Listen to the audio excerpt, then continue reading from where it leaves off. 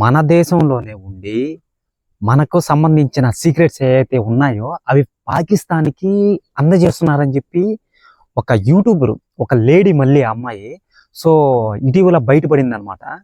కడుపుకి అన్నం తింటున్నారా లేకపోతే ఇంకేదన్నా తింటున్నారా అని చెప్పి బయట అంటున్నారు. నేనైతే అనట్లేదు. అది కాకుండా ఒక 6 మంది 7 మంది దొరికారంట కదా.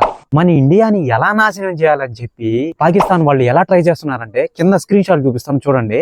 ఎందుకంటే వీళ్ళు టెర్రరిస్టుల కన్నా ఎక్కువ అనమాట, చాలా ఎక్కువ, చాలా డేంజర్ అనమాట. వీళ్ళు టెర్రరిస్టులు అయినా సరే డైరెక్ట్ వస్తారు, చావో చావో రేవో ఏదో తేలిపోద్ది అనమాట. వీళ్ళలా కాదు. అమ్మో, ఇంట్లో దొంగని ఈశ్వరుడు కూడా కనిపెట్టలేరని చెప్పి నేను పోయిన వీడియోలో కూడా చెప్పాను అనమాట. ఈ విధంగానే ఉంటుంది.